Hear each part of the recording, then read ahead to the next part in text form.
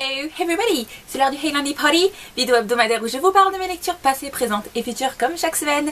Et nous avons un magnifique soleil aujourd'hui, donc je suis de bonne humeur pour vous parler de bouquins cette semaine. Cette fois-ci, remarque, je pense que je suis tout le temps de bonne humeur, peu importe. Donc je vais tout de suite commencer par la partie graphique. J'ai lu pas mal de mangas cette semaine. Je vais tout d'abord commencer par un manhwa. J'ai lu le premier tome de la série L'épouse du dieu de l'eau par Yoon... Il est où le nom de l'auteur là? Yoon Mi-kyung, édité chez Clair de Lune, qui est très connu comme manhwa. J'en entends beaucoup parler, sauf que j'aime pas les manhwas. Donc j'avais repoussé la lecture jusqu'au 1er avril. Et puis il s'avère que j'ai pas du tout aimé. Voilà. Enfin, c'est brouillon, il y a beaucoup d'informations, et il y a plein de personnages, on sait pas qui c'est, pourquoi, t'es là, à quoi ça sert et tout. Et du coup, j'ai ramé. Voilà, j'ai pas trop aimé. En revanche, une chose qu'on peut pas enlever à l'auteur, c'est que les paysages qu'il y a derrière sont absolument magnifiques. Le chara-design n'est pas celui que je préfère, mais bon, faut avouer que les personnages, ils sont pas mal. Physiquement parlant, je vous invite à aller sur internet pour regarder un peu les images du chara-design, parce que du coup, ben, là, je peux pas vous les montrer, clairement. Mais voilà, ça confirme mon opinion d'un manhwa, j'aime pas trop ça. Mais ce manhwa a beaucoup de bonnes opinions, donc si vous avez envie de tenter votre chance, tentez, mais moi c'est pas plus que ça. Bref, ensuite je me suis fait des shonen ai et des yaoi, parce qu'en général quand j'en lis un, j'en lis plusieurs. Alors je me suis fait la duologie, je sais pas si ça se dit en manga, 7 Days, donc Monday to Thursday, et après le deuxième tome c'est Friday Sunday. Donc c'est par Benio Tachibana et Rito Takarai, édité chez Taifo. Pardon. Voilà. Parce qu'en fait, Rito Takarai, j'en ai entendu du bon, franchement. Et j'aime bien le chara-design des mangas qu'il fait. Et puis voilà, vu que j'ai appris que c'était du shonen ai plus que du yaoi, parce que je suis pas trop fan de yaoi, j'ai eu envie de me plonger dedans. Et puis je trouvais les couvertures absolument magnifiques. Ça fait longtemps que je les vois et qu'elles me font de l'œil. Et du coup, j'ai tenté ma chance et il s'avère que j'ai bien aimé. Après, je vous cache pas que le scénario de base est complètement farfelu. Ça ne se passe jamais dans la vraie vie et c'est tellement pas réaliste. Mais il n'empêche que les dessins sont beaux, c'est un peu... c'est doux comme ambiance, c'est pas un peu mélancolique mais c'est pas trop le bon mot. C'est deux garçons qui ne se connaissent pas et qui, bon, par un concours de circonstances vont se rencontrer en vrai et se mettre à discuter entre eux plus particulièrement. Et bon bref, vous imaginez bien qu'il va y avoir une romance derrière parce que c'est un shonen ai. Mais je sais pas, c'est mignon, c'est doux, ça se passe, c'est agréable et les dessins sont très jolis. Donc ça remplit ce que je lui demandais clairement, donc je vous le conseille. Après pour les amateurs de shonen ai, est-ce que ça correspondra à vos attentes? Je sais pas. Parce que moi j'en lis un de temps en temps et là ça m'a plu et du coup je referai d'autres œuvres donc de Rito Takarai avec plaisir et notamment j'en ai commencé une autre, donc j'ai commencé 10 Count et j'aime bien. Voilà, en fait plus précisément j'ai commencé 10 Count avant 7 Days mais j'ai toujours pas fini le tome 1 donc je ne vous le présente pas.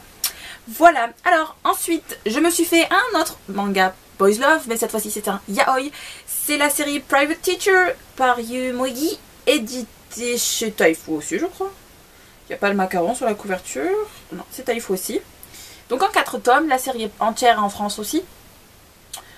Voilà, et puis là c'était yaoi, ils couchent ensemble toutes les 2 minutes. Et ça m'a un peu gonflé d'ailleurs. Mais c'était plaisant, c'était marrant par certaines situations. Et les dessins étaient très très beaux. Et en général les rares yaoi que je me fais, je me les fais pour les dessins et là ça a parfaitement rempli son job aussi. Mais s'il y avait eu un peu moins de sexe, j'aurais vraiment pas dit non parce que là c'était trop quoi, faut pas abuser non plus. Hein, voilà. Alors ensuite je me suis fait d'autres choses mais je les ai donc je peux vous les présenter. Alors je me suis fait tout d'abord une BD. Je me suis fait le tome 1 de Fairy Crest, les hors-la-loi, par Leonardo Oila, Humberto Ramos et... j'arrive pas... et Jenkins, mais je ne connais pas le nom de la personne, je suis désolée. Donc voilà, Fairy Quest, qui est une série finie en 4 volumes éditée chez Glénat. Et voilà, j'ai lu le tome 1 parce que c'était sur les contes de fées, réécriture de contes de fées. Et en fait, dans cette réécriture-ci, le chaperon rouge et le grand méchant loup sont amis. et ils en ont marre tous les jours de justement rejouer le mythe du petit chaperon rouge. En fait ils sont chronométrés à la minute, et c'est leur travail de tous les jours, ils doivent refaire l'histoire du conte originel. Et on a donc justement Monsieur Grimm qui est le maire de la ville et qui les tient un peu comme une dictature, et ils en ont marre et donc ils vont décider de s'enfuir. Voilà, j'ai trouvé que c'était un scénario très original et voilà, et les dessins sont superbes. Oh, regardez, je vais vous montrer un dessin triste. Le grand méchant loup qui dort sous la pluie, c'est triste. Voilà, mais les dessins sont beaux, la colorisation comme d'habitude me plaît. C'est pas ce que je préfère, mais je trouve que ça rend bien. Là nous avons un autre personnage, mais je ne vous mettrai pas son nom. Mais voilà, j'ai bien aimé, ça m'a distraite et je suis triste parce que malheureusement ma bibliothèque je n'aurai pas la suite. Mais bon, tant pis, c'est la vie. Mais j'ai bien aimé et du coup pour ceux qui aiment les BD, je vous recommande. Voilà, c'est distrayant, c'est plaisant, c'est tout ce que je demande à une BD là aussi. Voilà. Et ensuite, la dernière chose que je vous montre en partie graphique, c'est l'album que je me suis fait ce matin. Je me suis fait l'album de chez Nobinobi, Le mot qui arrête à la guerre, par Ain Lee au dessin, et nous avons Audrey Alouette au texte.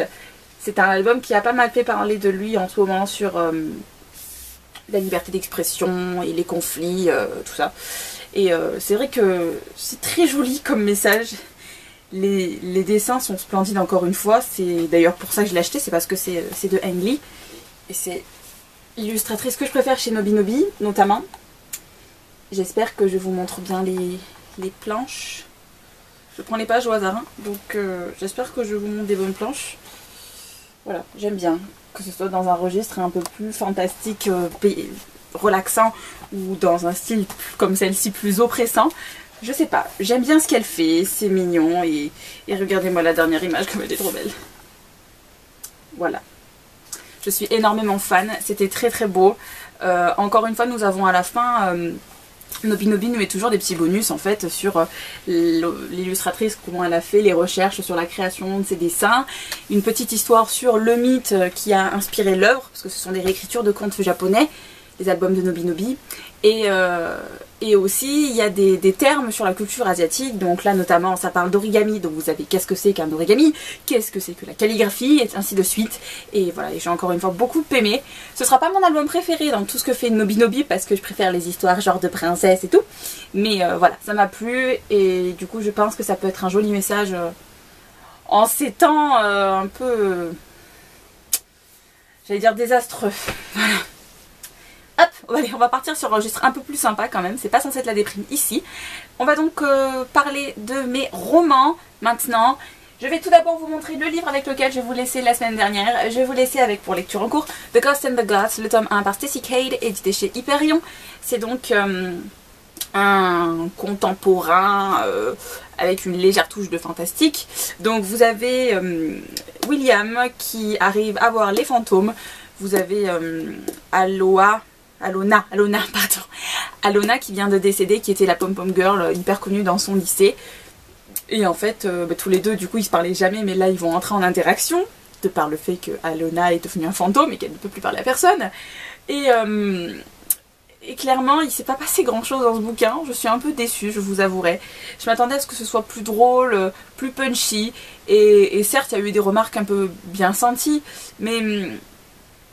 j'ai trouvé ça pas immature, c'est pas le bon mot, mais en fait ils n'arrivaient pas à aller au-delà de leurs préjugés l'un sur l'autre par rapport aux stéréotypes qu'ont les différentes classes sociales du lycée américain. Et ça m'a déplu. Alors à la fin ils arrivent un peu à se comprendre et à lier vraiment une amitié et non pas juste une relation par défaut. Mais du coup il faudrait que je lise le 2 pour avoir plus envie, pour savoir si du coup la relation entre ces deux personnages va s'améliorer. Mais pour l'instant, clairement, je suis un peu déçue. Donc, je me tâte. Est-ce que je vais lire le 2? Je sais pas. Je vais voir. Mais il n'empêche que le niveau d'anglais, j'ai réussi. J'ai réussi à comprendre de quoi que ça parle. Et c'est le principal. Voilà. Ça me fait remplir des cases pour mes challenges. Et c'est une fierté de lire en anglais. Voilà. C'est tout ce que je peux vous dire pour lui. Et je vais pouvoir le ranger dans mon étagère, un superbe hardback comme celui-là. Voilà. Ensuite... je me suis sorti un livre vieux de ma palle, et c'est très bien. Je me suis fait Le Bonheur Côté Pile par C.D. Prince Allerson, édité chez France Loisirs, que j'avais dans ma palle depuis super longtemps en fait. J'ai pas du tout le courage de sortir mes livres de France Loisirs, j'ai toujours peur de m'ennuyer un point incommensurable, vu que ce sont des dessins de femmes et que c'est quand même pas le style de roman qui me plaît le plus. Mais je sais pas, quand j'ai fini The Ghost and the Gods, c'est celui-là que je voulais à tout prix lire, donc je me suis plongée dedans. Il s'avère que c'est un contemporain adulte. C'est pas aussi léger que ceux que j'affectionne d'habitude, donc Demain est un autre jour, L'épopée du perroquet et ainsi de suite, dont je vous ai parlé récemment. Mais j'ai quand même, dans sa globalité, aimé cette lecture. Là, on est dans un truc pas mal plus dramatique.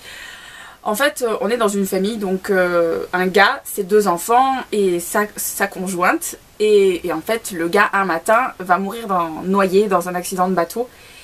Et sauf que sa conjointe, c'est la belle-mère des enfants. Et en fait, elle était un peu sur sa planète, elle était très rêveuse et elle était heureuse de la vie qu'elle avait avec sa famille. Mais en fait, quand son mari va mourir, elle va donc se rendre compte que la vie autour de sa famille n'était pas si réjouissante que ça, que l'entreprise familiale a des problèmes et que notamment il y a la mère biologique des enfants qui va vouloir réclamer la garde des enfants. Donc voilà, c'est plein de situations, c'est un destin de femme. Et j'ai bien aimé sur une bonne partie du bouquin ce qui se passait. Ça passait bien, malgré le fait que ce soit quand même un peu dramatique. Le contenu de base, il y a de l'espoir, il y a ce côté contemporain que j'aime bien, justement, de relativiser sur notre bonheur, que j'ai apprécié. Mais après, un peu vers la fin, c'est devenu un peu plus lent, ça ramait, et limite la fin, je la trouve bâclée parce qu'on... C'est une question d'éducation sur le rôle vraiment, c'est quoi, qu'est-ce qu'une mère? Est-ce que c'est par le sang? Est-ce que c'est par l'affection qu'on donne? Est-ce que... Et en fait, à la fin, on pourrait répondre à cette question-là et ça n'a pas été traité et je trouve que ça manque. Mais sur 80% du bouquin, j'ai beaucoup aimé, ça se lisait très vite et j'étais même surprise d'apprécier autant. Donc je vous le recommande si c'est le genre de lecture qui peut vous donner envie. En plus, pendant tout ce bouquin, ça parlait de culture italienne et de nourriture italienne notamment. Alors comme je vous disais, il fait beau, le printemps est enfin là. Et du coup, j'avais qu'une envie, c'était de goûter les recettes dont il parle dans ce bouquin. Et c'était juste horrible de résister. Voilà, donc le bonheur côté pile, je pense que vous ne connaissiez pas trop. Et ben le voilà. La couverture est trop belle en plus. Hop.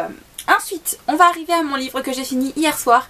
Je me suis enfin lancée, j'avais trop envie depuis mon retour du salon du livre, dans Le Noir et ma couleur, le tome 1, Le Paris par Olivier Gay, édité chez Rajo. Il me faisait trop envie depuis trop longtemps celui-là et je suis contente de l'avoir enfin lu et je l'ai dévoré. Dévoré, c'est vraiment le mot. J'ai adoré la magie instaurée dans ce bouquin. Je trouve qu'elle a une possibilité de perspective absolument immense et du coup je suis hyper impatiente de connaître la suite, de savoir comment l'auteur va exploiter ça. J'ai beaucoup aimé le fait aussi que ça se passe en France, bien évidemment, ça fait du bien, ça change un peu et voilà, c'est du young adulte et j'ai apprécié. Voilà, j'aime beaucoup. Après, au début du roman, j'ai cru que j'allais claquer Alexandre, même si c'est un adolescent, hein, donc c'est normal, il est dans une période où il faut qu'il se retrouve, tout ça.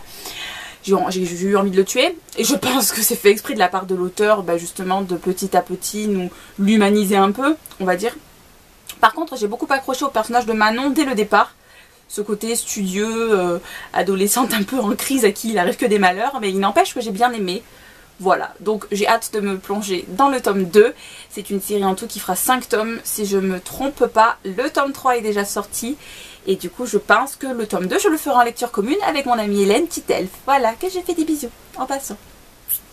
Voilà, donc ça, je l'ai fini hier à 2h30 du matin, n'est-ce pas? Parce que j'ai eu une très jolie conversation avec Sarah de Sarah J. Maas et Sarah M. James et avec Séverine de Toute Lecture de Sèvres. Je vous fais des bisous les filles. Et du coup, là, j'ai dû commencer une nouvelle lecture et je me suis plongée dedans avec bonheur. Hop. Samedi, j'ai reçu de la part des éditions Nathan le tome 3 de Geek Girl for Holly Snail et puis c'était obligé que je me plonge dedans en fait parce que j'adore Geek Girl. Harriet, elle est complètement décalée, elle est folle, elle est insouciante, elle est sur sa planète, elle est paumée en fait et j'adore ça. Du coup je l'ai commencé vite fait ce matin, j'ai lu que 55 pages, il en fait 450 je crois d'ailleurs, je vais même pas regarder, 420. Et comment vous dire que je vais lui mettre une raclée. Voilà, j'ai été au téléphone un peu cet après-midi, j'ai fait ma vie. Mais là j'ai qu'une envie, c'est de me plonger dedans et de le défoncer et d'enfin connaître la fin des aventures d'Harriet. Et du coup, je vous retrouve très vite pour vous parler, pour vous dire ce que j'en ai pensé de la fin de cette série. Parce que j'adore, et que pour l'instant, de ce que j'ai lu, eh ben, j'adore tout autant. C'est décalé, c'est rafraîchissant, c'est magnifique, c'est le printemps, et on reste dans la ligne, vous voyez, dans la joie de vivre et tout. Voilà, voilà. Et ensuite, il faudrait que je vous montre une lecture future. Et je vous avoue que je me tâte entre deux bouquins. En fait, dans l'idéal, celui que je me dis que ce serait le top du top du top que je lise juste après, ce serait le tome 2 de la série, de la trilogie Unearthly, Hello, écrit par Cynthia Hand, édité chez Harper Teen. Mais si je pouvais sortir un livre qui est dans ma palle et qu'il faudrait vraiment que je vire et dans ma tête je serais soulagée de ne plus l'avoir, c'est le tome 7 de Chasseuse de la nuit hors de la tombe par Jane Frost, édité chez Milady. Voilà, je ne sais pas entre ces deux-là. Si vous avez une préférence pour celui dont vous aimeriez avoir mon avis, mettez-moi le en commentaire et ça influencera sûrement mon choix. Mais je me tâte en fait. Parce que dans ma tête, en fait, les seuls trucs que je veux vraiment lire, ce sont des e-books et je n'ai pas le droit avant le 16 du mois. Voilà. Je commence vraiment à galérer ma vie pour vous parler, alors je pense que je vais vous laisser ici. Je vais profiter du soleil, du beau temps, et en attendant, je vous souhaite une bonne lecture et une bonne semaine. Bye!